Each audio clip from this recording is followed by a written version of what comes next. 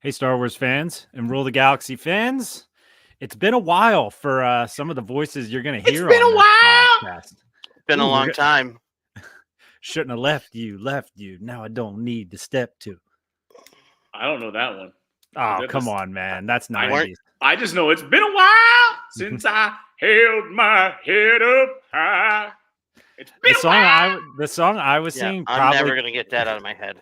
I know. Thank you. Oh, you're welcome. the song I was singing was Aaliyah, which probably came out around the same time as the It's Been a While song. Oh, I'm going to have to look that up actually because those are both 90s if I'm not mistaken. But it's another week of Rule the Galaxy podcast. I'm pretty sure Joe said that this is episode 267, 268. 68, I believe. 268. Alfie, if this is episode 268, what's next week's episode? 269. It's a good number. I like it. Yeah, but we're here tonight just to have a little bit of fun. It's been a little while for some of us. We've just been busy. Everyone's busy in their lives, crazy stuff going on. I'm going to wrap it around the horn here, and then we're going to talk about some Star Wars stuff. I'll start with you, Brent. How are you doing? I'm hanging and breaking. Yeah. So doing well. I'll give you a little update on that miniature game that I play. They decided to release Clone Commandos. So Clone Commandos are now playable in that game, and they seem to have taken the game by storm. They're pretty solid individuals. I've seen quite a few sets this past week. Yeah, some people painting them up and stuff.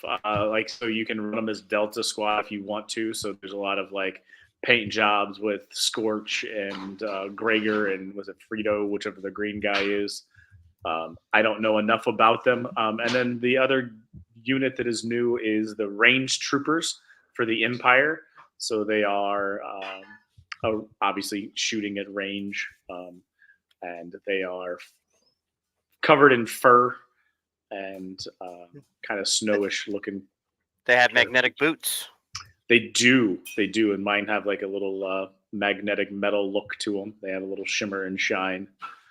Got them painted up, and I've been playing around with them for a couple weeks so far. So, but other than that, I mean, getting ready to talk some of the Star Wars. Talked to a few co-workers and got caught up because I haven't talked to them in a while about Star Wars and where they sat. Other than that, I mean, that's where I'm at. School's out for summer. I'm not going to sing that one, but I'm looking forward to. It's already in my head. Oh, summer. School's out forever.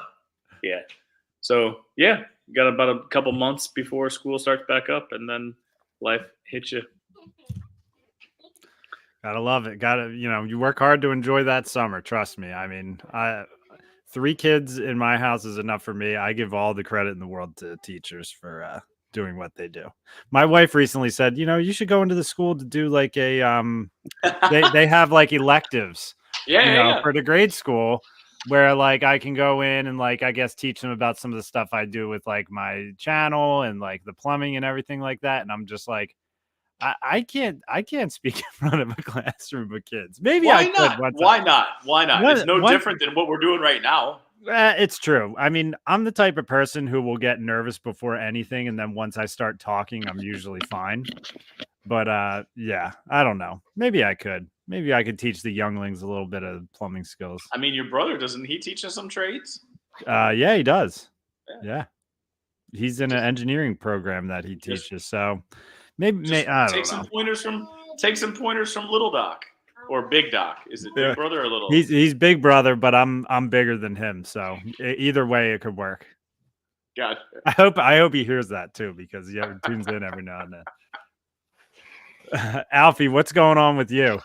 Oh, not much. I'm glad to be back. I've been off for a while. Took a nice little vacation, and that was nice and relaxing for a week. And now it's just been nonstop with the house. Fun stuff. Yes. Stuff. I have a job that I'm doing, which the deadline is when I leave for vacation, which I'm leaving for vacation June 8th. Ooh, that's soon. What's the doc vacation this year? Going to California. Ooh. Going to be doing a little Galaxy's Edge in Disneyland. Nice. Gonna get some comparison shopping and see how it is different. Yeah, see how they do it on the other side of the country. I was watching some videos yesterday, and it looks identical. Well, yeah. I feel like it's gonna look identical. This is the first time where I'm just like, I wish they I really wish they did two different setups. Because that mystery of what's this, because Disneyland itself, from what I've seen, looks very different from Disney World. It's very old school, different layout, obviously different area. And I'm not going into it expecting Disney World, which we're not going on this trip just to go there. Meg's uncle lives out in California. We're going to be doing a lot of stuff with family, and then afterwards, while we're out there, we're going to hit Disneyland, California Adventure, and Hollywood Studios, Orlando. Not Hollywood Studios, Universal Studios Orlando. You're going all the way across Universal country? Studios Orlando, Universal Studios Hollywood. Okay. Holy crap, I was like you're gonna hop in a really flight and fly all trying the way to to figure Orlando. this out. You guys are like, where the hell are you going? I'm doing a theme park tour. All I know is that it is much smaller. You'll be shocked by the size of it, from what I've been told. Just because if you've been to Magic, it's like, from what I've been told, Magic Kingdom is the entire size of California Adventure and Disneyland. Disneyland. Yeah, which is all right by me, just as long as capacity. I don't know. It's probably going to be crazy packed. People are out of school. People are going on vacation. So we got the Genie. I usually don't get the Genie Plus, honestly, just because it gets so expensive in Orlando. But we got it for this, so we. So can, what rides did you sign up for? Well, I don't think we've signed up for any specific ones yet. And I think it's the same. To sign up. Yeah, and I think it's the same deal with Orlando. I think you have to pay for certain rides, the ones that you would expect, which is insane to me. But you're already paying for the service, so why do you need to pay for a ride on the service that you're paying for? It's just because the mouse needs to have ears. The mouse has diamond and gold plated ears right now. I was thinking, I don't know if he's got. I don't know. I mean, they took a hit. They took a hit, and they're still reeling as far as a company. So I know that over the last 2 or 3 years since I've joined this podcast, I know you've been to Disney at least twice, Brent, since I've joined. I think so. Yeah, I've been to Disney twice, and I think Joe has been twice. Yeah, because he went in 2020 during COVID lockdown, and was kind of frustrated with the getting yelled at for taking his mask down for pictures and stuff like that. I remember that story. And then he just went recently with Frankie. The same time I was there, yeah, like the week after you or the week before you, one of the two. Yeah. Have you been within the last 2 years, Alfie? I went like the week before COVID started. All right, so let's call it the last 3 years. Now we are planning to go. She has her headphones on, so it's all right. Planning to go in January. Earmuffs. Earmuffs. Oh yeah, she's good. All right, we're good. All right. I was thinking, I'm like, I wonder how much Disney has made off of just our podcast in the last 3 years, like since I've joined our podcast. If you consider our Disney Plus subscriptions and the cost of our vacations that we've paid to go there, how much money has Disney made off of this podcast? It's thousands and thousands and thousands. Yeah, I know. I mean, so my trip was just one ticket and then a couple food items, and I really didn't spend anything else other than that. So my most recent trip was just me when I did my 14 Millennium Falcon rides. So that wasn't that much off of me for that one. The one prior, I think I was with family, so that one was a little bit more expensive. And then I also don't chalk up Disney Plus because I feel like that is an expense that my family has to have. True. just because for those that haven't listened or anybody that's out there listening, my son has a really rare genetic condition, and when he's at home, he really enjoys watching Mickey Mouse Clubhouse. So much so that probably about 5 years ago, we used to have Comcast or Xfinity. We used to have Xfinity, Comcast, and they have a 1 terabyte streaming data package that once you go over 1 terabyte, then they start charging you per like 100 megabytes.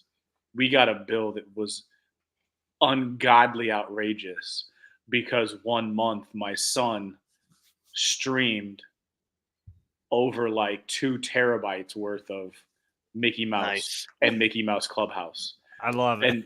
And so like, yeah, we might be considered bad parents, but that makes my son happy and he streams it. So that was before Disney Plus existed. And so when they that was when they had like the Disney Now app, I think is what it was called. Yeah. When they moved everything from Disney Now to Disney Plus, we had to make the move to Disney Plus because my son, he's 9 years old. And when I tell you that he doesn't do anything but watch and stream Mickey Mouse Clubhouse, he doesn't do anything but stream Mickey Mouse Clubhouse. So while I understand that they've made a lot of money off of us, it's a have to in my face. It's not even like, it's not a question. It's true. I mean, if they up it to $100 a month, guess what family's gonna have to pay $100 a month? Yep, I believe it. Now, did you get to they have like a Disney Junior like experience at Disney World when you guys went as a family, Brent? Did he get to see that like that live show? Because he is hard to travel with. I mean, at one time he was using oxygen, so we would have to set up oxygen. He doesn't fly very well. So a lot of times when we go as a family, he'll either stay with a relative and not go to the park, or he'll stay at home with a relative. He hasn't been to the park specifically. And I'll tell you right now, I don't even know if he would recognize the parks because he would look up, see them, and then look right back down at his iPad. But I think we're planning or trying to reach out with a Make-A-Wish. I just found out. Somebody submitted a Make-A-Wish for us because they know how much he loves it, for him to get a Disney experience. So if we get awesome. that, if we get that, it'd be cool. But like, I know again, like he hasn't traveled with us, so no, he hasn't actually seen it. When I say it was a family, it was my wife and my daughter, or my wife, myself, and my daughter. Yes, yeah. And I remember you made a pretty cool vlog of that trip that I'm pretty sure is on our YouTube channel. If anyone wants to go deep into the archives. You were a natural with that thing, Brent. I mean, you could put, that was a solid vlog that you threw out there. I remember watching that a while back. I mean, I sent you some from this like 14 trip, and I was getting a little weary as I was sending them. I suck. No, I just don't know how to like. You have the YouTube. You have access to the YouTubes. Yeah, that was why I sent it to you. But so anyway, enough about my rant. I feel like now I look at the time, I'm like, oh man, that was a long rant about Disney Plus. Well, I started this because I said I'm going on this Disney trip. So, I'll be reporting back per usual. This will be my third Galaxy's Edge visit since joining Rule to Galaxy podcast. I really enjoy Disney. For as much as I make jokes about Disney on here, I mean, I'm a Disney nerd. I like to be there even as an adult. I just think it's awesome. So I'm excited.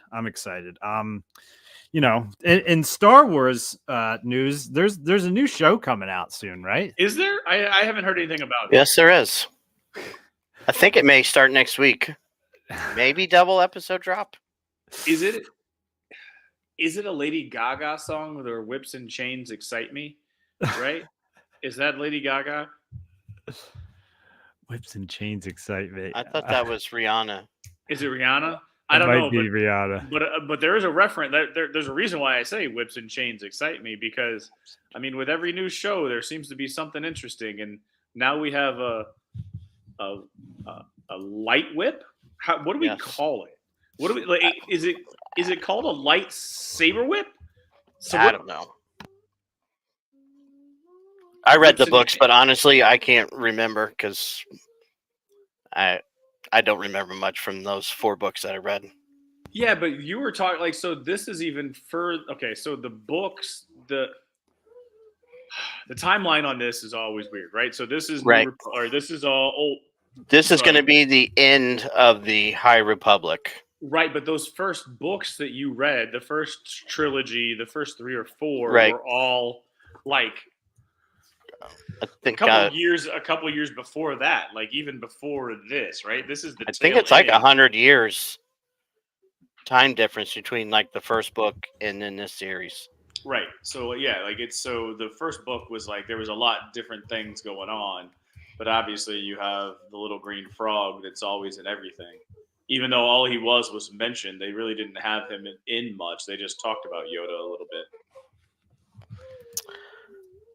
Yeah, I don't remember him other than just being mentioned Right.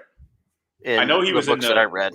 right, but and I went to a comic book store a couple times and picked up some High Republic comics, and he was in the High Republic comics. Like I think he was actually referenced and in that canon, I guess, in the comic book world, he was actually present.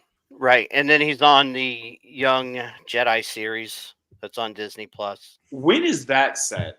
in the High Republic. Oh, I thought that, so. That was High Republic. I was thinking Yeah. that was set during like because I watched parts of it, but I didn't pay close attention when it was on. I was thinking it was during Clones. No, it's during the High Republic era, Gotcha. and it's a light whip, is what they They refer call it to a it whip. as. Cool whip. Yeah, a light whip. You gotta share it here on the screen. This is from Script Trooper on Twitter.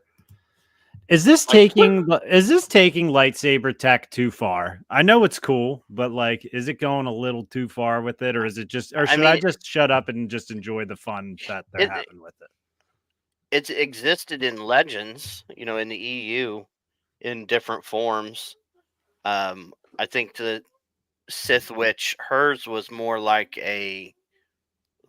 what do you call it? A cat of nine tails. Gotcha. And was more mechanical. In Bad Batch season 2, when they went and got the baby Rancor, didn't the slavers on that planet, and I don't think it was a light whip, but it was like a whip that had some, like a vibro whip or something. There was something that had electricity through it. Yeah, were they the like cat people that were in the Clone Wars? Because they had a like a whip. I think so. The ones that captured Anakin and Obi-Wan. You know my knowledge of the Clone Wars is minuscule. So come on, Brent. Man, I'm telling you. But I remember. I'm pretty sure it was they had to get what was the Rancor's name, the baby Rancor from that group of like slavers or whatever. They had to rescue. Oh my gosh, what was his name? Damn it! Oh, all I can think is Gunji, but that's the Wookiee. No, that's the Wookiee. That's the baby Wookiee. The all right, I'm looking it up now. The Marvel author that we talked to, the one that wrote like the encyclopedia type book, said was his favorite. Moochie.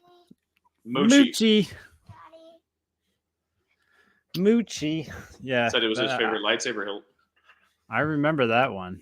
Yeah, I mean, we were discussing it a little bit before the podcast, but I mean, man, Disney is on their promotion game with the Acolyte right now. They're not messing around. They're putting out a bunch of different promos, actor interviews with clips from the show. But where are these at? Like, so where are these at? Because I'll be honest, I don't watch mainstream television a lot, but I don't see a lot of this stuff. I get it shared by you guys in our like text strings. But when you say that they're putting a lot of stuff out, where is this stuff? YouTube and Twitter, I'm pretty sure. Yeah. So so is it reaching the masses? I don't know what on the internet reaches the masses. Like, what does that mean anymore? And I guess what I mean by that is it's reaching the people that. Because for instance, Rogue One had a huge marketing campaign. Force Awakens was immensely popular. And think about all the people that you read about or heard on the internet, read reviews from, who are completely lost on where the movie fit in the timeline. So at this point, what does it mean to reach the masses or inform the masses? I guess what I'm getting at is like the people who are plugged in see it. What I'm getting at is it on the NBA playoffs? Is there something showing up on like Entertainment Tonight, which would be on network television? Is there something that would be on regular ABC spots during daytime television? I don't know, man. I don't watch any of that stuff. I know, and I guess that's what I'm getting at is I don't know if it is, but I feel like it's not, and that's where I feel like you catch the casual fan. That's where you catch somebody who might not know anything about it, because to us and to the super fans, we're already plugged in. Our algorithms will already pop up anything that says Star Wars on it, right? Yeah. So it's coming to us because the internet and all of our cookies know what we're looking for. Yes. But is it going to somebody that doesn't know that it's looking for, that you might be able to rope in with this as their on-ramp? We'd have to talk to some of those people. True. But at this point, the way I'm looking at it is this is the complete opposite of, let's say, Ahsoka in the Bad Batch, where there was very little. Oh, Bad Batch had almost nothing. Yeah. Yeah, so I'm on Star Wars YouTube channel right now, and in the last 3 weeks, they've released 11 videos on the Acolyte, which is they're cooking on that. That's a lot. Now, the official trailer from 3 weeks ago, 6.6 million views, and then some of these clips, 200, quarter million views, and some of the ones they posted today, 12,000, 51,000, 54,000, 1 million, which these ones will probably be getting to 1 million eventually, just because it seems like people are dialed in on it. Also, Star Wars has 4.1 million subscribers. But it looks like Leslie Headland did a sit-down talk with Filoni that they posted today, which I didn't get a chance to watch that. I know that there was an interview with New York Times. I don't know if that was with Filoni or in connection with Filoni, but I do know that she did talk to them. So interesting. I wanted to see what the most popular video on Star Wars YouTube of all time is, and it is Star Wars: The Force Awakens with 110 million views. Yeah, that's a great trailer. Next to that, trailer 2 for Force Awakens, 83 million. Then Last Jedi trailer. Then Rise of Skywalker trailer. Then I watch those two trailers at least once a week. Man, yeah. I mean, the trailers, those trailers really fired me up. I remember the Force Awakens trailer. That was awesome. Good time. Even the teaser trailer, which I did not see on there, but yeah, that was a good one. Pre-Force Awakens was a great time to be a Star Wars fan, especially somebody who, went through 2 of the, let's say, dark times. Yeah, but I mean, so what are your thoughts with all this Acolyte content coming out right now? I mean, all of the Star Wars influencers, they have. I think we lost the email. It's okay. But most of the influencers went and saw it. And Brent's cracking me up. We know we do this for our niche audience, and we do it for us to sit around and talk. Dude, we're big time in the Star Wars world, all right? They probably sent it to my email and I probably missed it. If they sent it to Joe's, we would have been there. I just probably missed it, so it's my fault. Yeah. I'll just be the devil's advocate here and say I think it, I don't know, kind of showing that maybe there's a problem with this show. Maybe it's not tracking well. Test audiences, I don't know. But it just seems off. Yeah. They've already spoiled willingly.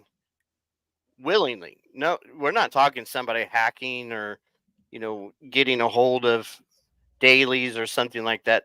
In the last 2 days, the lead actress has just flat out said what the twist is. So does that mean there's a bigger twist? I don't know. Did they just say, hey, enough people already know it's been out there for over a year? We'll just admit that this is what's going on.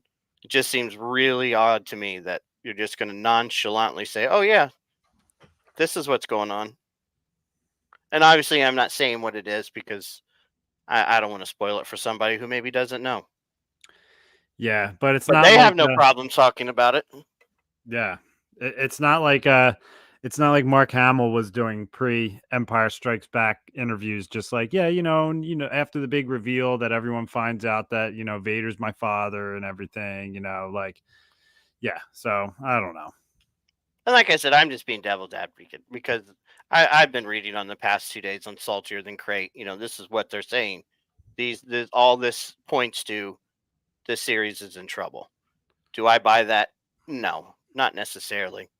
But Yeah, I don't. What I'll say is I don't like when people go hardcore on the defensive. Like I saw some tweets just like, hey, how many negative reviews have you seen? Turns out all of you guys who are saying it's not going to be good are wrong. It's like, well, who the hell is going on a paid trip by Disney to go see the premiere and being like, it sucks. You'll this never go was again. absolute shit. Yeah. Nobody's going to say that. Which I'm sure it doesn't suck. I think it's just we want something great. I think that's just what it is we just want something really good. And we got it with Mandalorian. It's like you want more, We're chasing the dragon. and Andor for a lot of fans out there as well. Not all fans, but a lot of people really do like it. I am very hard on Andor. I will admit that without a problem, but I can recognize how great it is and all the things about it that people love. Yep, I agree. Andor is actually the first show in a while where I'm just like, I might do a little rewatch on that.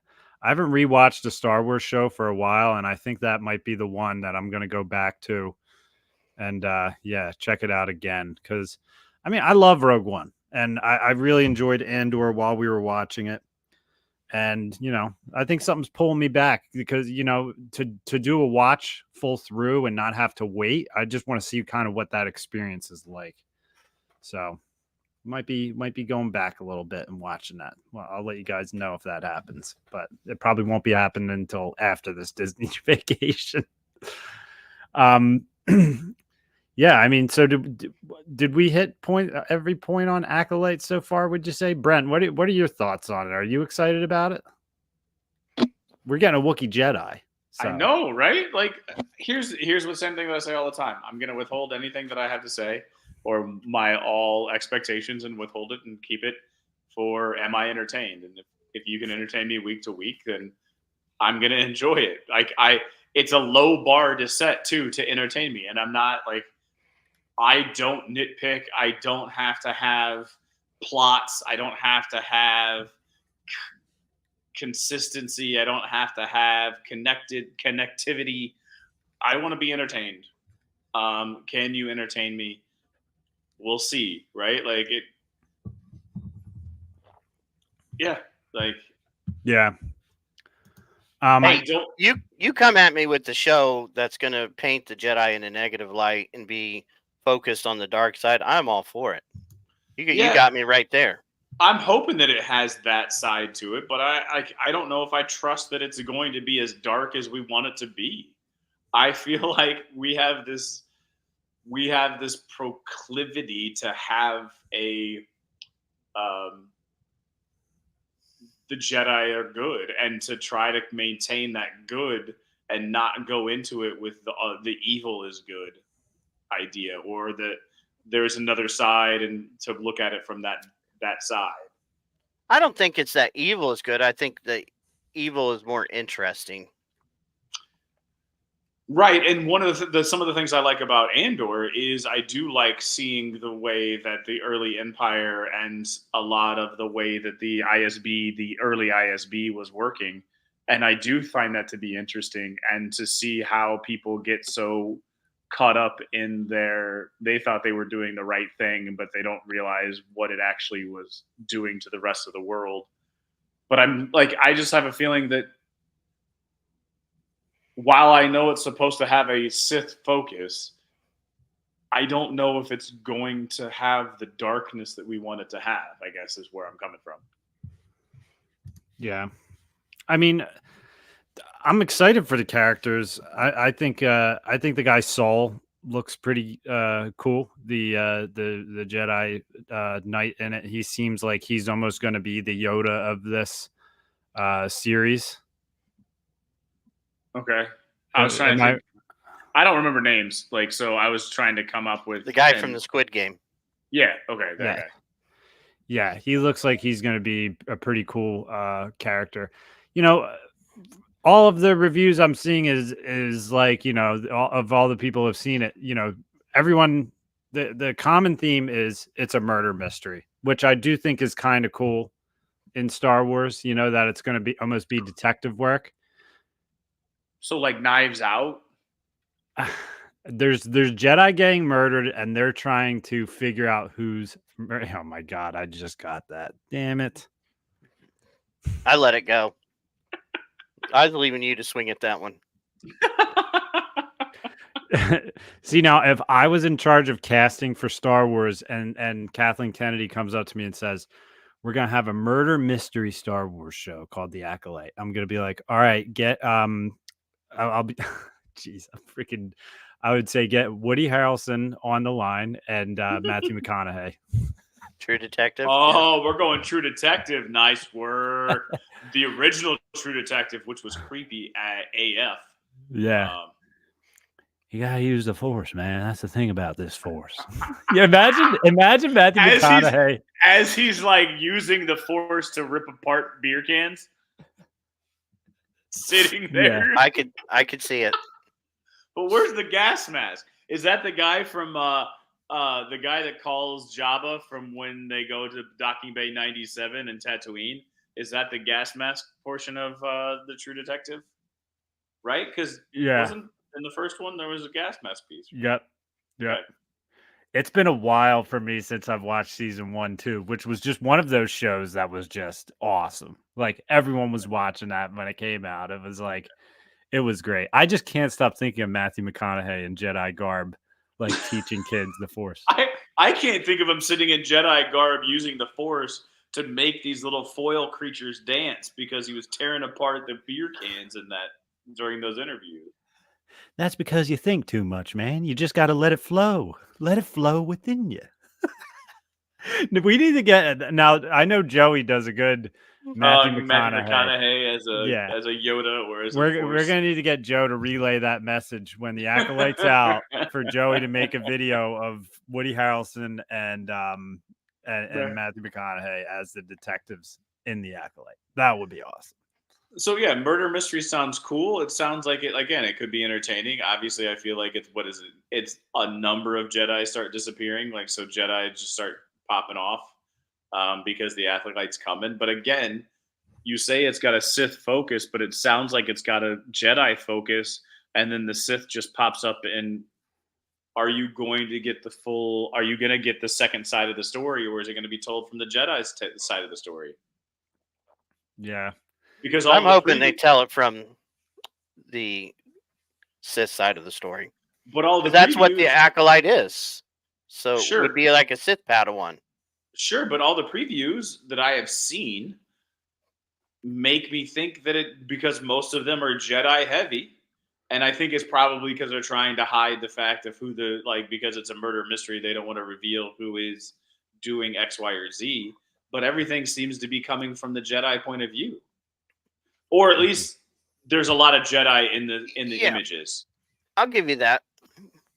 But again, like her using the knives and then the saber, the red saber, I think this is going to be a story. One side is the Jedi are trying to figure out who's killing the Jedi, and the other half is going to be this Acolyte trying to prove their worth into being the apprentice. And I hope we get a lot of that. I think that's the whole point of the knives. And I don't know. I'm pretty sure at one point you can see that person with the green kyber crystal around their neck in the footage that's been released. Interesting. Now, do you think that the Sith with the teeth on the mask, do you think that's going to be her, Alfie, or do you think that's another?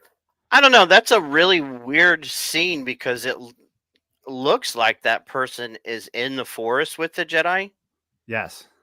But if in the footage that they've released in the past few days, it shows the red saber going to her hand and she's standing in the same forest. So I don't know. Maybe there's multiple acolytes. Hmm. And they one have to prove that they're worthy, and two have to kill each other off. Kind of like what they did with the Inquisitors in Empire. What are Tales of the Empire? Yes. Hunger Games. Now, if it was a Interesting. Hunger Games style thing, and like part of proving their worth is bringing back lightsaber hilts, that'd be pretty sweet. Well, I mean, that is kind of what the Vader comics have set up. That was what he had to do, was bring back a kyber crystal from a Jedi that he killed before he got his own saber. Yeah. I'd say that's another thing, us talking about who the show is focused on. There's a lot of actors and actresses in this show who have big names and, are definitely experienced actors and actresses where a lot of them could be the main character. And, obviously, Amanda, what is it? Stenberg or something? I forget her name, and I apologize for screwing up her name. But the only one I know is Carrie-Anne Moss, and I don't think she's been in anything since Matrix 1525. Amanda, which, speaking of Hunger Games, the main Amanda Stenberg. She played Rue in Hunger Games. That's right. Gotcha. Like I said, the only one I knew was Carrie-Anne Moss. Is it Carrie-Anne Moss? I believe that's who it is. Mm-hmm.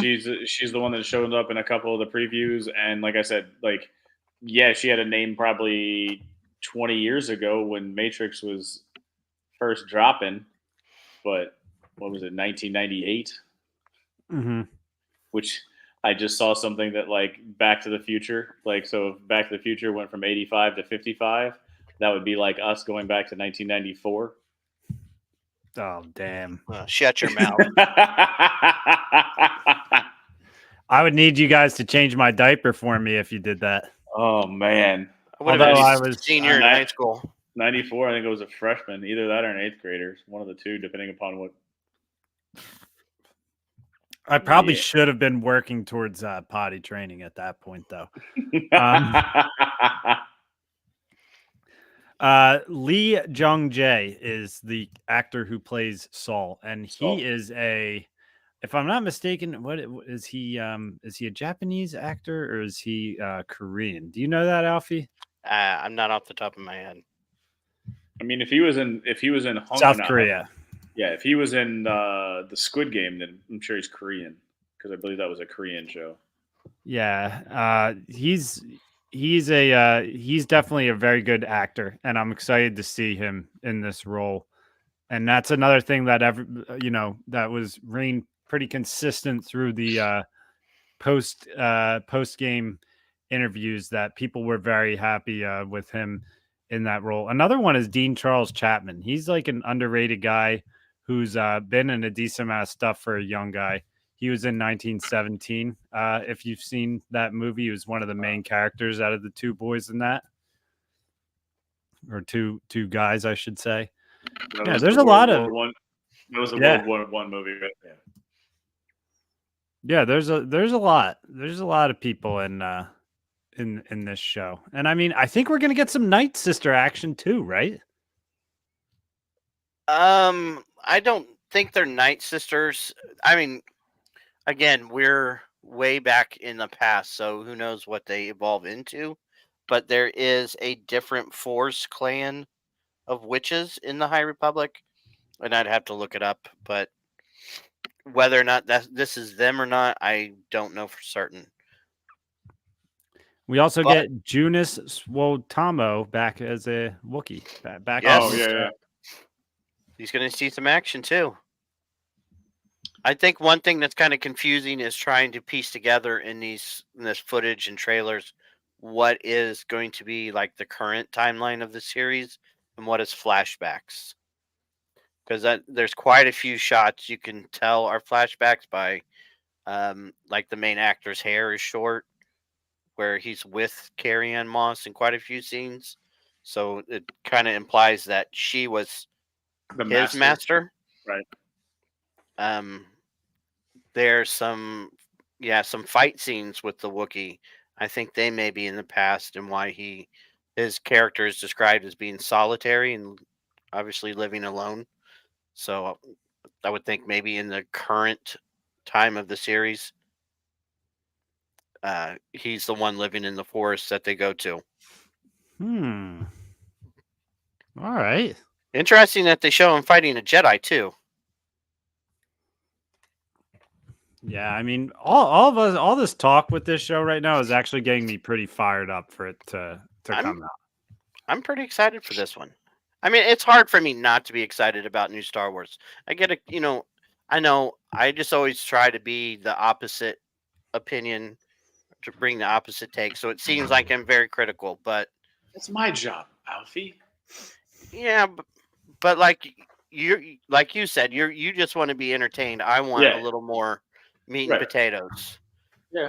So, and I mean, like, I feel like there's a lot of fans looking at social medias, looking at things that think that they're movie makers and think that they're filmmakers and think that they could do things better. And that's not the way that I approach any of the content.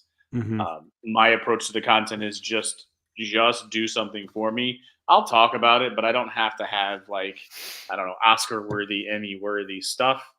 Just entertain me, like, right? Like, I don't think Lego Star Wars is Oscar worthy or Emmy worthy, but it makes me laugh. I enjoy it's always it. a fun time. Right. It entertains me. I watch it. So yeah, I mean, that's kind of where I like it. I like it. Well, I mean, anyone who listens to us knows that we'll be on here reviewing the show and giving our reactions, and I'm looking forward to that episode. Obviously, with Bad Batch, we come on here and give our reactions, but like, as far as a show goes, like, ever since Mando season 3, like, this is what I've kind of had like circled on the calendar where I'm like, I'm excited for our podcast. Like, I always enjoy doing our podcast, but man, when there's a live action show going on, it is so much fun to discuss those shows on here. So I'm pretty pumped for it. Plus, we're going to get a lot of new Star Wars ships in this show because it takes place during a different era. And, That's right. Like, they essentially need to remap all of the ships for where this takes place. I mean, I doubt we're going to see any type of Naboo starfighters or anything like that, any type of episode 1 tech as far as ships go, right? They probably needed to do all new ships for this show. I don't know. I think that's always been a theme of Star Wars, is to, even when you make new ships, have a small portion of it that seems very familiar, where you could see how it has evolved into something else. I mean, there's been some wild stuff in the EU, especially with the Knights of the Old Republic series. I would think this would, as far as from what I've read from the books, everything was very different. Now, visually, you may look at something and say, hey, I can see where this turns into a Hammerhead Corvette or something to that effect. But yeah, it should be really new. I'm excited to see the Jedi Vector fighters. right. And they sounded a lot like when I listened to the first book, it sounded like those vectors, which they fly using the Force, which is pretty sweet. But they sounded a lot like the Deltas, like a single seater, like the Jedi Deltas, or at least I guess that's what I pictured in my head, was like that starfighter, but being able to do certain different things with it and control it with a headset. Like when you saw Obi-Wan with that headset on his head in episode 3, that was what I was thinking they had on their head to be able to control the vector. But I was thinking it was looked like one of those A-wing, like you know what I'm talking about, the Delta wings. Like So the arrowhead from yeah. episode 2. Yep. Yeah, and see, that's kind of to my point. That seemed like a Jedi vehicle, and then it kind of morphed into a war type Jedi vehicle in episode 3 with a little semblance of a TIE fighter. Mm-hmm. Yep. No, you're right. You're right. There's always some kind of connection with all of it, and that's what makes Star Wars ships unique to any other sci-fi. Although Star Wars is its own category, that's what always has made it more unique compared to everything else. Is their ships are just hands down better than any other franchise, in my opinion, when it comes to that stuff. Right, because they've never gone for practicality. It's just kind of been a look. The Millennium Falcon was based off of a cheeseburger with a bite taken out of it. I didn't freaking know that. Yeah. If you go back to episode 4 in the making of, you can see the evolution. Like the Falcon was basically the blockade runner, and that really wasn't fitting the look that he wanted for his smuggler. I'm paraphrasing the story, but anyway, yeah, they were eating lunch and someone took a bite out of a cheeseburger. He said, "No, that's it right there. That's the look of the ship I want." That's awesome. That's awesome. And now I have one other Star Wars story that I need to definitely hit on that I sent you on Instagram that I need to remember to talk about it later. But as far as the Acolyte, would you guys say that wraps up, any other takes we have on it here before we get to see what's going on with this show next week? I think so.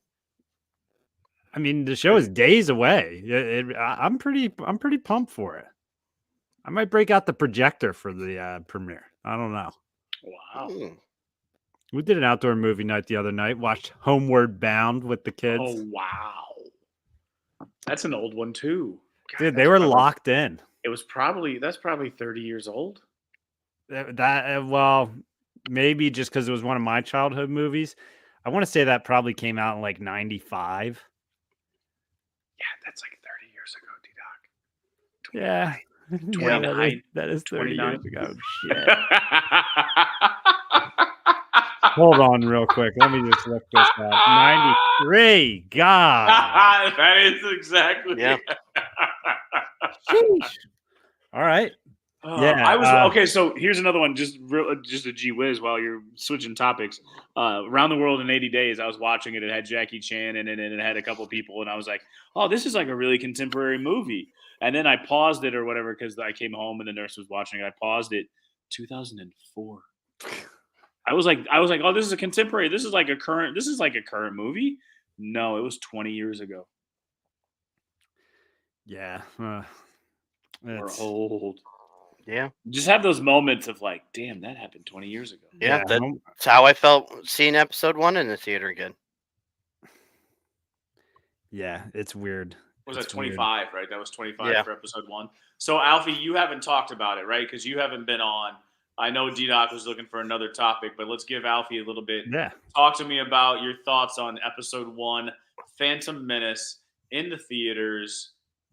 Go. I fell asleep. Oh, no. Yeah. Come on. I slept through the whole Tatooine sequence. The whole Tatooine sequence? Yeah. That's a long sequence. Yeah.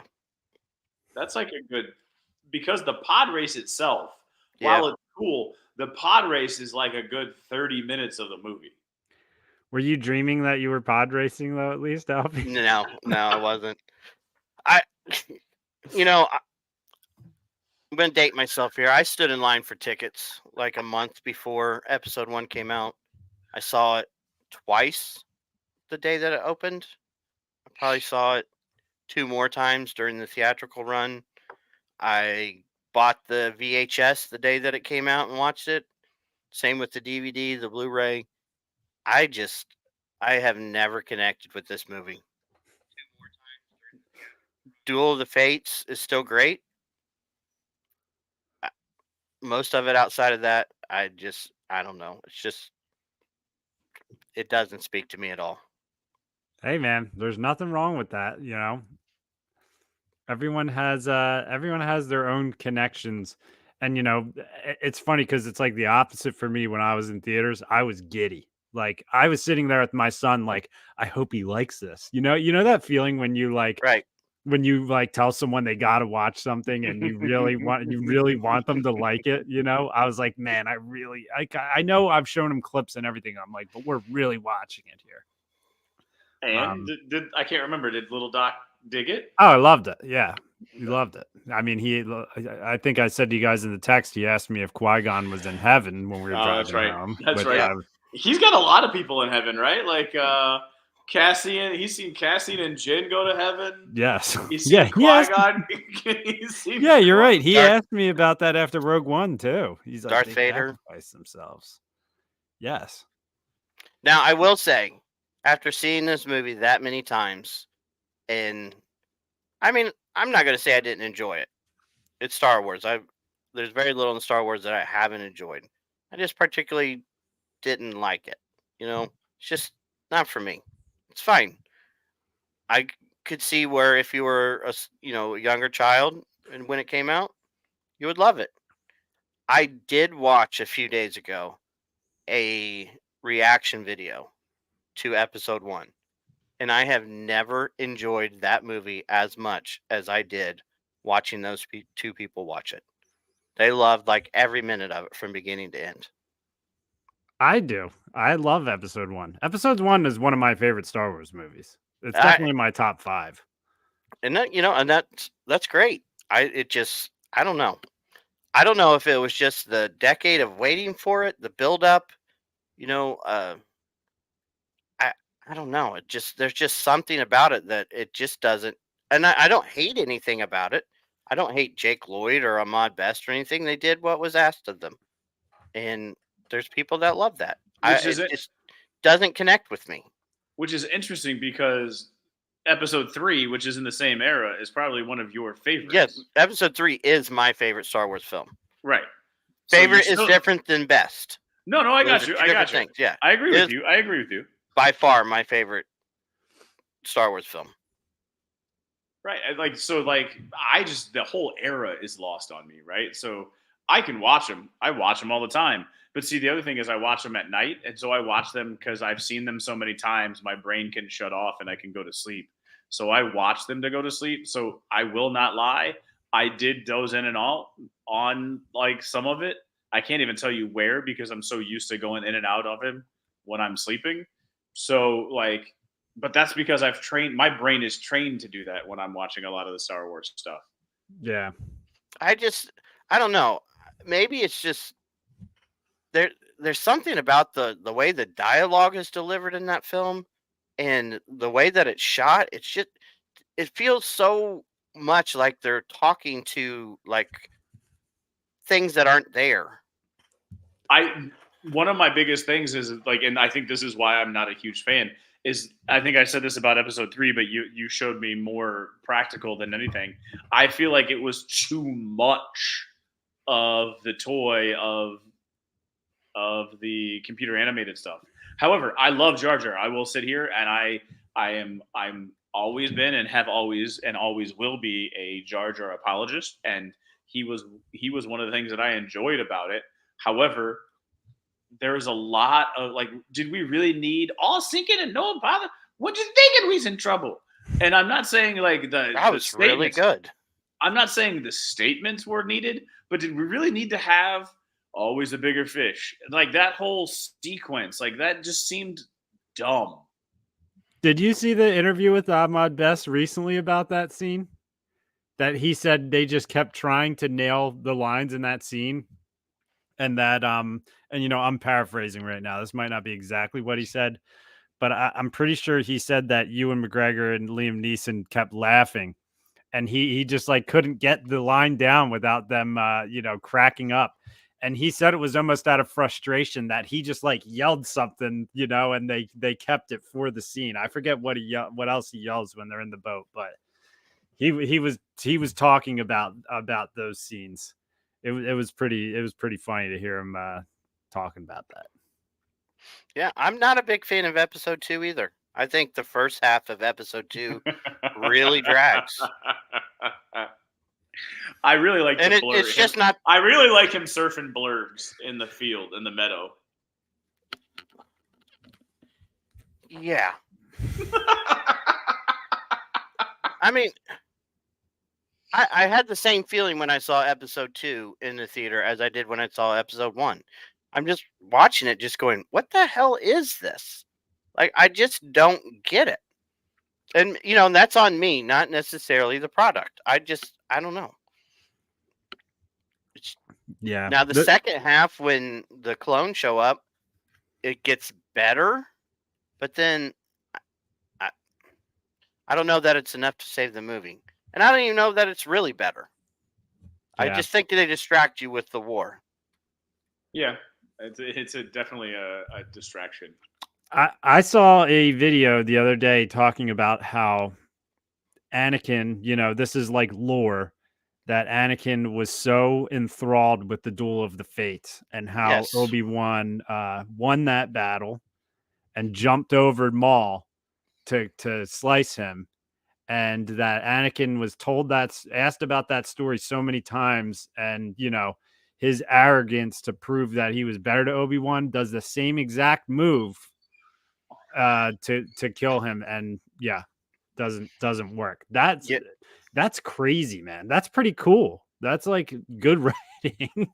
Yeah, even in some of the supplemental novels that go in between the movies, there was a lot of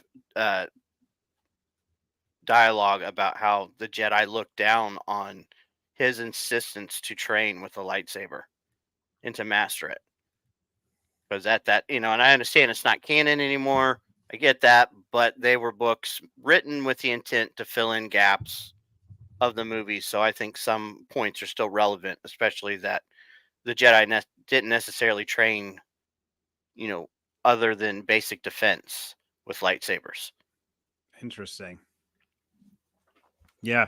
And I mean, this is also making me to piggyback off of this.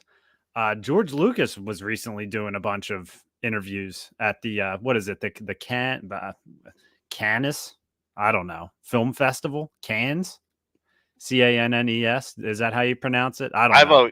I don't know. Cannes, whatever. I've always said cans, but Cannes. I'm from Indiana. The Cannes Film Festival. What do you think about that quote where he was just like, of course, it's like, they got asked, how do you feel about all the hate that you got on the prequel trilogy? Which I'm just like, why does that question even need to be asked? And he was just like, Star Wars is made for 12-year-olds. I'm like, come on, George.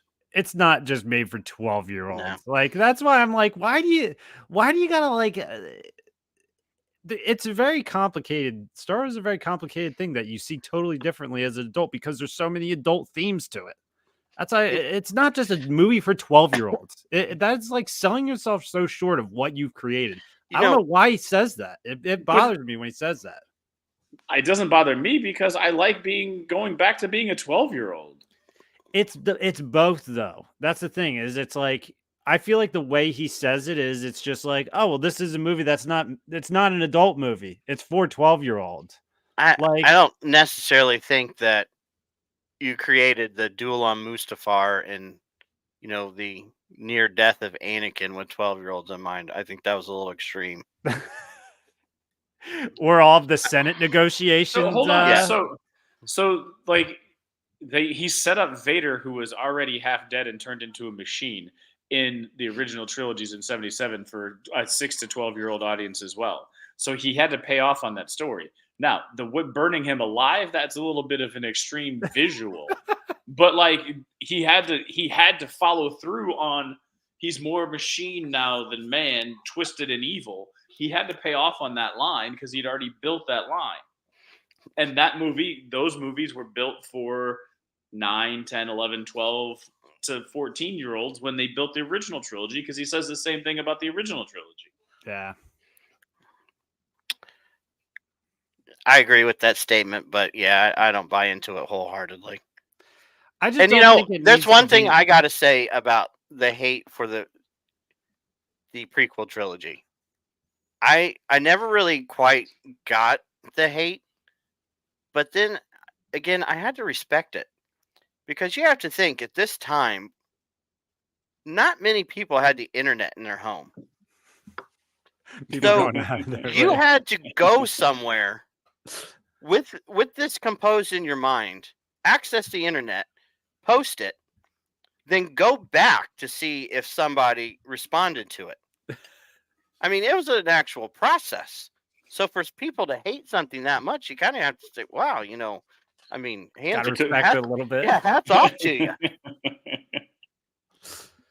Yeah, I mean, it's like not. I'm not totally triggered because Star Wars is for kids, but it's also for adults as well. I think that's the reason why Star Wars is so great is because you see it differently as you get older and the message still hits for different eras of your life. And I think that's why it's like, that's why I love for Lego, they'll say, ages, 4 to 99 or something like that, where it's just like anyone can do this.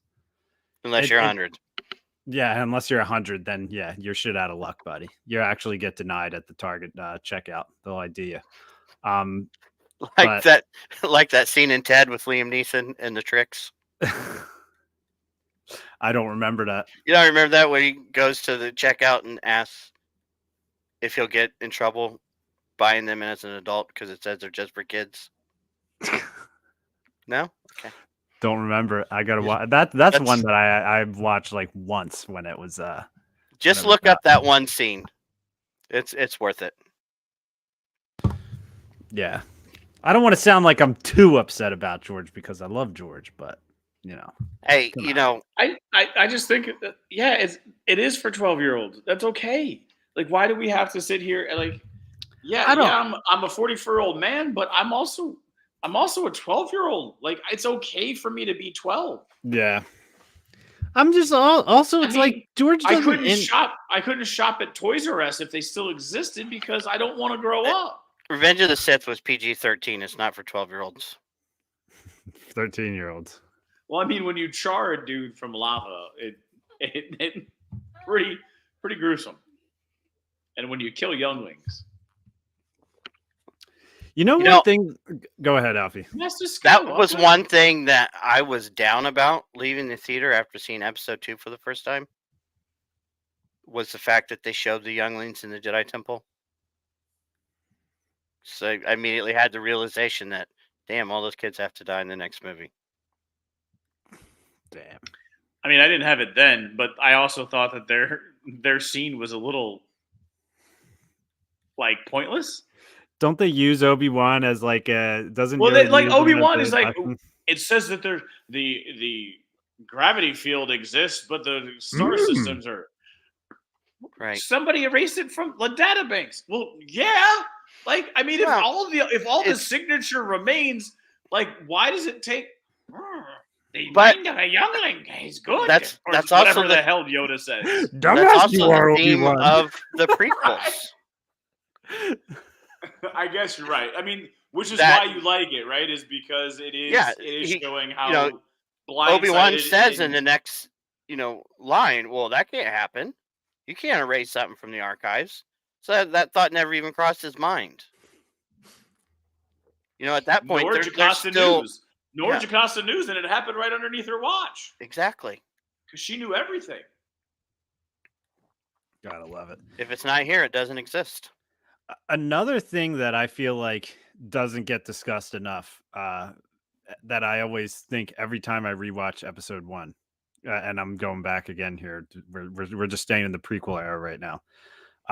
The fact that Anakin was like an immaculate conception, I feel like that's not talked about enough. Where his mom's just like, when he's just like, who is the father? And she was just like, no one. I birthed him.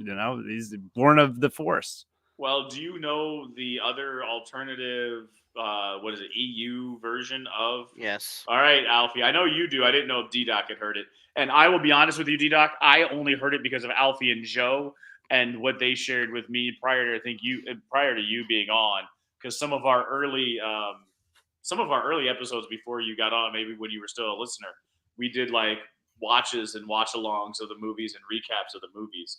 So Alfie, go ahead and share, because I know you know it better than I do. Yeah. So in the I can't remember if it was comics or the novel itself, but it strongly hints that Darth Plagueis and Palpatine did this ritual that he's talking about creating life from the midichlorians, and Oh, that they created Anakin. And then there's a comic where it shows, I can't remember the context, but it was like Shmi and Palpatine kind of, I guess, force figure was standing behind her.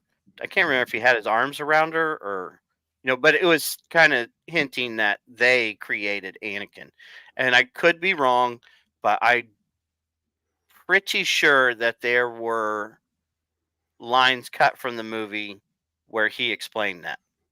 interesting. So basically, Plagueis said that I can bring things back to life, and that's why Sheev decided to like play around and toy with killing Right. him and bringing him back.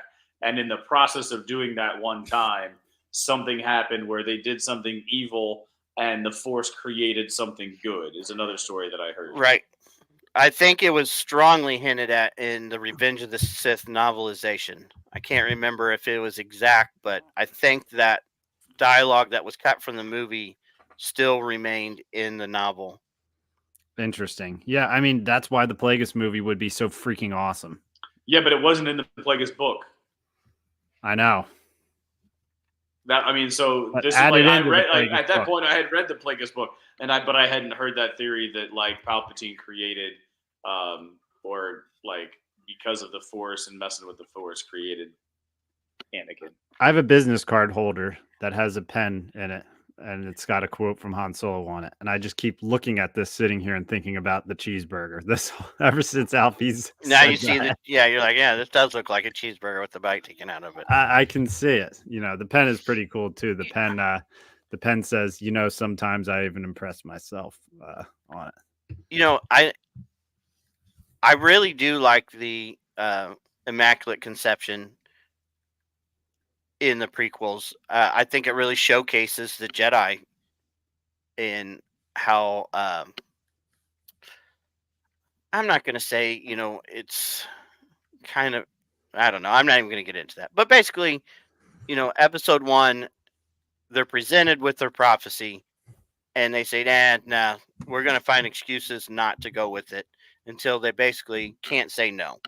Episode 2, they're all in the conversation between Yoda, Mace, and Obi-Wan, that he is the chosen one. And then Revenge of the Sith, everything that happens in the first 20 minutes of the movie that Anakin does, and then they're like, yeah, maybe we misread it. I really like that, because it was really showing by the time he got to Revenge of the Sith, they're like, well, fuck, what do we do if he really is the chosen one? Because that kind of puts us out of business, right? Yeah, it's interesting. That's why we need Star Wars What If, man. We're gonna get it in September, right? I don't know. Isn't that when the Lego thing comes out? September? Yeah. Oh, the Lego one? Yeah, that's what I was getting at. The Lego What If. That's one thing that I'm surprised we have not seen yet, because a lot of times Lego leaks are what reveal some of these things to us. No Acolyte Lego leaks. Yeah, the only things I've seen are the Black Series figures. I was gonna say they've gotten nothing has pre-release images except for the Acolyte. Mm-hmm. The Acolyte has a lot of pre-release. So they're I don't know. I don't know. I mean, but they're all Jedi in the same robe. You know what I mean? True, but they're different sculpts. I mean, all they had to do was genetically or like whatever scan them and put them into a extruder. But it's just not a big reveal like Dark Troopers or the Night Troopers or something like that. Which I cannot believe we do not have those freaking Night Troopers yet. Are you talking about Enoch's crew? Yeah. From Last night we were doing some YouTube browsing on our trip, and Meg was like, "Oh, here's the thing on Downtown Disney."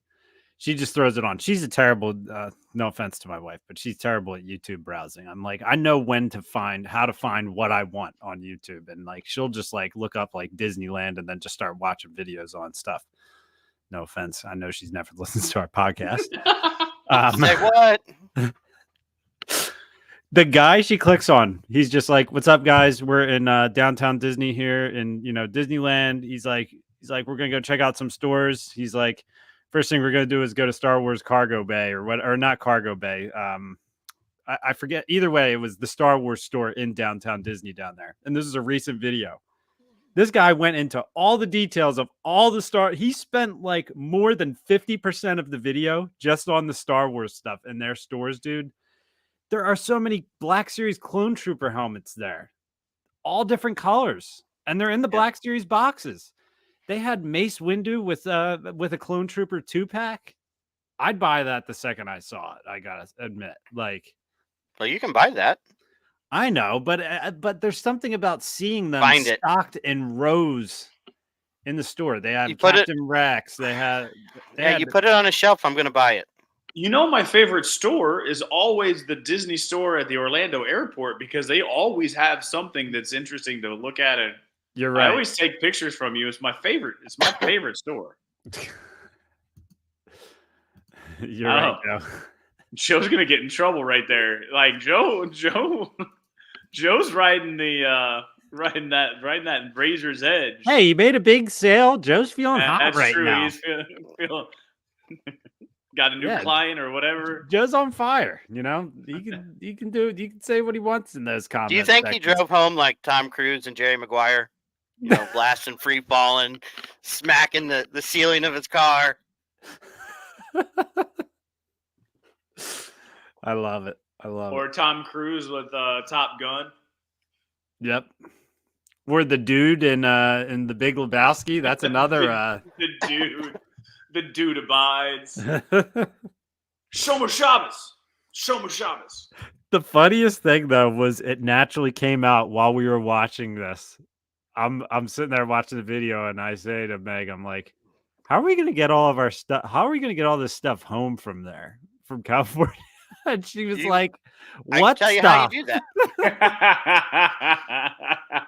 What I did on our last Disney trip when Galaxy's Edge was there, just opened, I went downstairs and got some boxes and ended up just shipping it. If you take it down to the front desk of your hotel, they'll mail it for you. Yeah, I think they may even do it at the parks too. Yeah, well, we were at a resort hotel at the park, so right. But I mean, like at the park, you might be like, "Hey, can I get that shipped?" And they may actually like take it and not that one, but they'll box one up and send it to you. See, I'm such a weirdo, Brent, that I would like want it to be the one that I got. Like I wouldn't want you to just send me a random one. Does it really matter if it's that puffer pig or if it's a different puffer pig? Yeah, because the box that you never know. It might have bent corners or something. Yeah, it might have a crease or something on the box. You're talking about, okay, so you're going Black Series on that. I'm talking about like, I don't know. I'm talking about like just anything that you buy that's large. Oh, even if I'm opening it, even if it was a lightsaber, even if the box was bent on that, I'd be pissed off. When the UPS guy delivered these boxes to my house, the amount of sounds that all of them were making was pretty impressive. I just heard footsteps upstairs. She might have heard me say that she's a bad YouTube scroller. Sorry if you heard me. Look at you. Retract, abort. It's like that. Are you familiar with that Willem Dafoe meme where he's like looking up, like terrified? That's me. But I'll tell you what, I've yet to buy a lightsaber while in Disney, and I feel like this may be my time where I don't want to make my own. I really don't. I know that's a cool. I've heard it's a cool experience. I don't know. It is. I just haven't. I can send you a video, and you'll definitely want to make your own. I just can't justify. I'm sorry. Like this is where like my disposable income, and I just can't justify $250. I just can't. I like while it would be awesome, while it would be something to display, I want something else. Like I'll pay $250 worth of my toys because I get to go play around with my toys and I get to roll things around and I get to paint them, love them. But like it's a lightsaber. I see you guys pull them out about once every 2 or 3 months when we bring it out on and bring it up during the podcast. Other than that, like they're sitting collecting dust. I just like that's where I come from a lot of those toys. Like I just can't justify it with the disposable income. It is worth every penny of it when someo's downstairs and they go, "Is that a Luke Skywalker lightsaber?" And you're just like, "Oh yeah, Oh yeah, here it is. Yes. Here it. Yep. See, look. Last time I think I saw this was like one of the last times we had a guest on, and I'd made my little spiel. come on, man, it's awesome. It's worth the price of admission." And you know, when I'm done this episode, I'm gonna put it back up on its spot. On and the just sit shelf there and and- just look at it. Would you just Hey. look at it? Just look at it. Would you just look at the app? Just look at it. my Just look at it. my not my last neighbor, but my last apartment I had, my neighbor I had. Me and him were talking about Star Wars. It was almost like one of those situations where he kind of like dropped a little bit that he was a Star Wars fan, and I was just like, "Oh, I am too." Like, you know, and then we both realized that we're like both real fans. And I was like, "I actually have a lightsaber, you know, upstairs." And he was like, "I do. I have one in my house too." And I was like, "You want to go get them?" I'll never forget that my wife said she looked out the window and saw me and the dude standing there with lightsabers, you know, just talking to each other. So there was a dude. There's a meme or social media. It's come around 2 or 3 times where it was like two guys. One had a red one and one had like a I think it was like an On the orange other one. opposite sides of the Side street. and like the wife Just was spark like, 'em up. just don't mind this. This is just my husband introducing himself to the neighbors. Yeah, that And was then- that was essentially what we were doing. It's so funny. It's a good question that Joe just asked. You might want to pull it up there. Did you indeed compare lightsaber size? I think his was Was his Schwartz bigger than yours? his actually looked like it was like his was like one of the FX lightsabers, but it wasn't true Star Wars, I'll say. It had the same LED effects, but it wasn't like a specific Jedi's lightsaber. Oh, he probably had like the dueling lightsaber. Like Yes. he probably went in and got like a dueling lightsaber and went in because you know that there's like competitive lightsaber battling. Yeah. And like competitive like fencing, but it's lightsaber battles. Which this dude, like me and him connected over Star Wars, and every time we saw each other, would talk about Star Wars for the 2 years that I lived there. There was always somehow Star Wars brought up in the conversation. Haven't seen him for like 4 years. Recently saw him in the supermarket and asked me, he said, because right when I was moving out of that place, I feel like I told him that I was doing the Star Wars podcast with you guys shortly after I moved. Lost touch with him. Saw him and he's like, "You still doing that Star Wars podcast? I just saw him recently." Been years. First thing, yeah, Star Wars. It just connects the people, man. So his belonged on Acolyte. Ouch. Is Joe popping shots at Acolyte right seriously, now? That's a shot. I mean, that was a shot across the bow, Joe. You're getting a little brazen in your off-camera days. How do we know that's Joe? That just Is he might becoming be... Is he becoming a keyboard warrior now on us? Do you think he could actually use 2 different email accounts? I'll tell you what. Got him. I'll tell you what. Don't underestimate that man's power, because when he stayed at my house, he rolled in with his gear on. He's got his cool outfit on and everything, and he's got his laptop out and he's banging out Microsoft Excel sheets and everything. And I'm watching him on the computer. I'm like, you know how to use a computer, Joe. For work. He looked like a wizard on it. Yeah. I love it. Well, we're an hour and 20 in. And one of the It never fails, does it? Like it Yeah. never fails. Once we get rolling, we don't stop. as we're wrapping up, there's one thing that I need to talk about that I haven't talked about on this podcast yet, and it's this right here. It is the Lego. Mordor. Yeah. Is How that about that? Sauron Lego? Is that a Lego? Yes. Yeah, it's the Tower made of out of Barad-dûr. Is it Lego. like a ball? It's made out of Lego. That's Like a actually sphere? Is it that's like a actually sphere? Lego Like- built. Yeah, 3-dimensional. Or is it flat? Oh man. It swivels. Look at all the minifigures that you get with it. Mhm. Look how big it is. Look at I that mean- concentration. Yeah, right. that dude sucks. Who dresses up like that when they're building Legos? You need to be like unshowered for 2 days in like shorts and a shitty t-shirt when you're building Legos. Have a hot pocket stains all over. Yes. Yeah, that dude's way put together. It actually kind of pisses me off. He may be Well, Sauron because- himself. Okay, but here's the deal. The reason why is because you need to look like that dude to be able to afford this one. How much is that? Oh, it's only 500. It's not bad. 450, 460. It's not bad. Okay, Still, so let's it's talk really not. disposable income. I've gotten sucked into the world of Legos recently with the controversy over the Captain Rex minifig. Oh my god, Alfie. And that So led- talk to me. Okay, so you know the Venator set that came Yes. out that's like $500 or whatever. Yes. Now they released a $11 microfighter Yep. that has the same minifig. It's BS. It's BS. And people, the only reason why it's like a third of the people only bought it because they wanted to complete their Right. minifig collection. So they didn't even care about the Venator. They just wanted the Rex minifig, and now they could have spent $100 as opposed to $500. Here's what I'll say on that.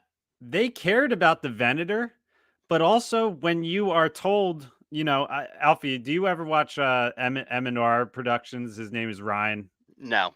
He's been he's my favorite Lego YouTuber. I've been watching him for years, back when he was even younger. Like he started doing Lego YouTube when he was young. And I was like, this kid is awesome. And now he's obviously a lot older now, but he's been on the forefront of, fighting for the fact that Lego should not put in their book, this is a Venator with an exclusive Captain Rex minifigure. Because when you're getting something for $650 and you're told that it has an exclusive minifigure in it, you're like, yeah, this is part of the price I'm paying for this. Is I'm going to have something, out of this that no one else is unless you spend that $650. That's part of something being exclusive.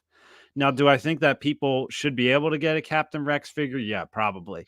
Do I think it should maybe have like a different design, maybe a bit of a weaker design for $11 when a lot of people really were excited to get that Captain Rex figure and were willing to fork up that money? I don't think he should have a $650 price point entry, but it's Lego's fault for saying he's an exclusive figure and then going and selling it for $11 a year later. It's But why is BS. it their fault? Because they should not have said it's exclusive.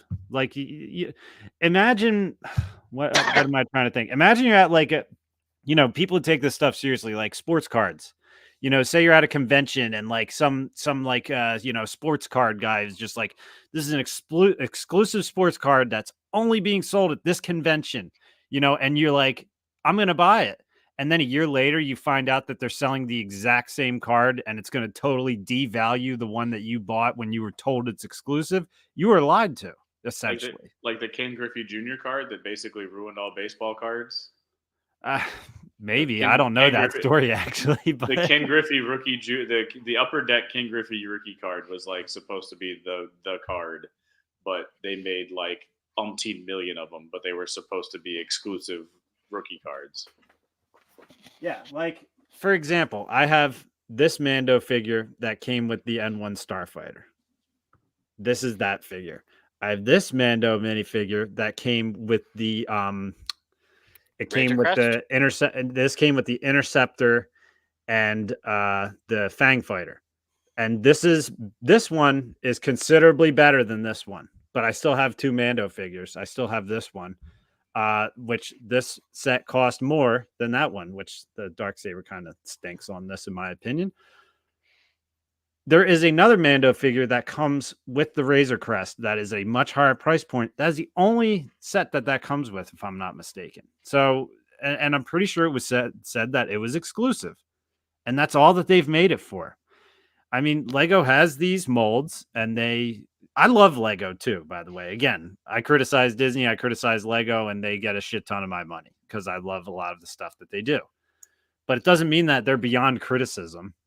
You just shouldn't say that something's exclusive and then sell the exact same figure for $11. Well, they're not selling the exact same figure. They're selling a ship for $11. Hold on. I'll show you. No, it's the ship also, right? Like, I mean, you're not getting just the figure. You're getting no one's buying it for the ship. Oh. No one is buying the Captain Rex mini set for the ship. They're buying it for the figure because a Rex minifigure would alone sell. I can't imagine what the one was selling for before. Which I don't sell my Lego, so I really don't give it. I really don't care. But like, no one's buying that for the ship. Is that the same minifig? That's the exact same minifigure. Same gun, same sculpt, same mold, same markings. Yep. Exact same. There's not a single difference. Do you have a picture of that one? Let me bring that up.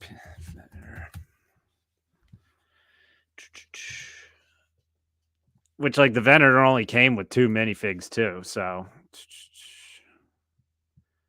I don't have a close up of Rex here. But you can see him. Okay, yeah. I mean, you can see it. Can you zoom? You can't zoom, can you? We got to be careful because I saw a video there. We don't want to get a copyright strike. No, we're not going to do that again, WWE.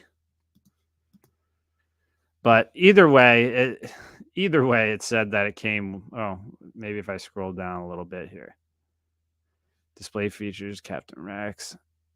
In the book for it says that it comes with an exclusive Captain Rex figure to this set. It says it's exclusive to this set, which is just false advertising.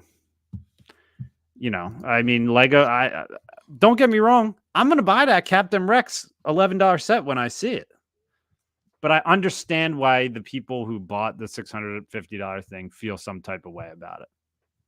A lot of people are just shutting them down, just being like, oh, you don't want anybody to have it. It's like, well, that's not totally the case. It's just, there's 2 sides to everything. I just enjoyed the drama. Did I sum it up for you perfectly here, Alfie? Yeah. I'm not really a Lego guy, but I stumbled across this and I got sucked into the comments and I just kept reading and kept reading and kept reading. I'm like, man, these people are angry. And then today, the same thing. I came across the Zelda set that they released yesterday. That pissed me off. And the amount of people who have never bought Legos before but are Zelda fans just realized how expensive Legos are, and they are extremely upset about that. Yeah. Wasn't it like a $300 set? Oh yeah, it's $300, and it's I do not have that. What is the Zelda? It's a 2,500 piece set for $300, and I guarantee, like, out of those 2,500 pieces, I guarantee like 300 of them are leaves. Yeah, it's a very small set. I thought for $300. Yeah, it's. I saw it and was just like, oh my God, are you kidding me? Like, I feel like, now I was into Lego way before I started getting into Black Series, but there's times I feel like I'm cursed because I'm like, the hobbies I get into, they just start gouging you for prices. They're like out of control. Some of this, the license from Nintendo could be what's causing that price to be high too. That's gotta be what it is. But, if you're already paying the licensing fee, then Lego can throw maybe some more figures in or do something a little more. That to me, honestly, if you put it in a regular Lego box, I wouldn't guess it to be more than like $100. That does not look like a $300 set to me. It looks like $150 set to me, to be honest. Even though it's 2,500 pieces. I mean, how many of those 2,500 pieces are leaves? Plus, they're advertising that it's interchangeable because it's a 2-in-1 set, and you can change it to, the tree from Ocarina in Time, or you can change it to the one from Breath of the Wild. But it's like, to be honest with you, I'm not swapping. I'm not changing out and rebuilding my Lego for the hell of it. I'm just not doing that. So I think my absolute favorite Lego set, and they almost got me with this one, and I had to hand it to them because it was a smart move, was just the box of random Legos that was Minecraft themed. And it was like, because that's what Minecraft is, it's make your own. Yep. And I was like, hold on a second here. This is just regular Legos. There's nothing special about this. Yeah, exactly. Look at this, Alfie. You just got a gift. Happy birthday, Alfie. You can have mine. I will get it to you at one of E's upcoming ball games. How about that? Thank you. Joe, I'm This happy is how for it you. Starts. I'm happy for you, Alfie, but I'm sad for Joe. Because the man has a Lego set in front of him, and he just can't build it. I got that R2D2 set, and I had to put it away because with the house and possibly moving soon and all that, I just don't have room to put it anywhere. That's called a build log. You just have it sitting off to the side. I have like great pile of shame in my world. So I have like 10 boxes of Legos to the right of me that I haven't built yet. And you save it for that one night where you're just like, what would be good to do right now? What I don't feel like watching anything. I don't feel like, and then you're just like, oh man, I have a bunch of Legos over here. And then you just go grab one and build it. Or you look like, oh, I have a bunch of Legos over here. I really don't want to do that. That's what happens that's what happens in the hobby that I'm in, the wargaming hobby. It's referred to as the gray pile of shame. People just keep buying kits and plastic piles on top of plastic, and they don't paint it and they don't assemble it. And then they go and resell it because they're like, this was an impulse buy. Does anybody else want it from me That's my problem, is I never resell anything. And I started to think about getting into reselling Lego. I bought a bunch of the Hoth like minifigure battle packs, and I'm just like, who am I kidding? I'm never gonna sell these. I got approved to be a seller on Whatnot, like, which you need like a following and stuff to do that and everything. And then like I got cold feet once they were just like, hey, like, you should set up a show and start to sell some stuff. And I'm just like, I don't want to sell any of my stuff, actually. Oh man. All right, fellas. Well, we're at the hour and a half mark. I mean, I'm pretty sure I've hit any topics I wanted to hit tonight, and I also had fun because the bathroom I'm renovating, which is the deadline of this vacation, has been extremely stressful, and I just wanted to do the podcast tonight. Any other night, I probably would have worked late, and I knew that doing the podcast tonight would make me feel a lot of relief and just enjoy myself, and it did exactly that. So I'm happy to do this show with you guys. What you guys got? Any final thoughts, Brent? No, not really. I mean, let's bring on the Acolyte and let's bring on Skeleton Crew, right? I mean, you dropping Skeleton Crew in there? I mean, like, you don't hear anything. That is the one quiet, like, has not had words, wasn't part of the Investors Day. I actually went back and looked. Almost everything from the Investors Day has come to fruition. Lando, Rangers of the New Republic, and then that droid show. There's 3 that haven't, but everything else on that Investors Day they have followed up on, and it took 4 years to get there because it takes time, but they followed through with everything that they talked about during that Investors Day back in 2020. Rogue Squadron? No, I apologize. That's the other one. That's the other one that fell. Rian Johnson trilogy? That wasn't at Investors Day. That was prior to. I thought it was on the list. The Rian Johnson was not part of the Investors Day presentation. I pretend that that's never even happened, and it's just never going to happen. Because they announced that, like, they gave him that right after he was making The Last Jedi. Yeah, I knew they gave it to him. That I thought it was on that timeline. No, it wasn't on their timeline. But to my knowledge, when I went back and looked. Skeleton Crew is definitely happening though, because there was a leaked item that had a photo of the cast on That's the right. item. I posted that. That's what I'm saying. It's coming, but like, so yes, Lando show. They're talking about there's Christmas. something going on with the Lando show movie. Yeah, He just announced a world tour. There's nothing happening with the Lando show. there could be still something. Like, here's the deal: it takes time. You lost. The iron was hot years ago. It may happen. It may. That's what I'm saying. It could still happen. If he's doing a world tour, that's taking forever. It took 15 years. It took 15 years for The Rock to make Black Adam. Yeah, but that was something. I get what you're going with there, but that was like something that he pushed himself to make. Okay. I don't think Donald Glover. Childish Gambino? No, I don't think so. But yeah. You just made me think. Random movie suggestion. The Iron Claw. Watched that the other night. I don't know if you guys have heard of that. With Zac Efron. Yes. Very, very sad. Yeah, no. Did you know the story going in? No. Yeah. Like the whole family's got a wreck. Yeah, they cut out one whole brother in that movie. Yeah. They did. To lessen the impact of the film. Yeah, like that. The Von Erich family was tragic. Yeah, I did not know.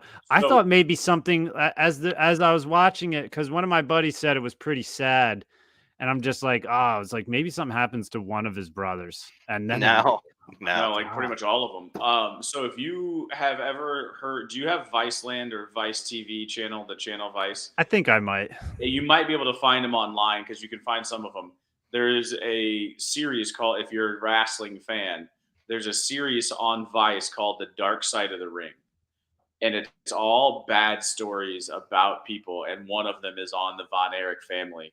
And there's about an hour-long show, and they're all solid. It's like made from a documentary perspective. One of them is, was it Jericho and how he killed, not Jericho, Benoit, and he killed his family. And then himself. There's another one on New Jack City or something like that was in the ECW that tried to kill some people. Literally, like he wasn't wrestling, he was like out for like blood. So yeah, there's a lot of bad stories, but there is one specifically about the Von Erich family. It'll make you shed a tear. It'll definitely, because they have ways towards the end, where it's like, Efron, in my opinion, did excellent. He got pardon my French, ripped. He got ripped huge for that movie, dude. Yeah. He was like, he was definitely, he probably was, doing some extracurriculars to get to that size, because he was a monster for it. So were all the other guys in it too. The one guy from the Bear, the chef from the Bear, he's in it too. Hugh Jackman goes through that every time he plays Wolverine. Yeah, there's a thing about how you have to, increase your calories, 8 times.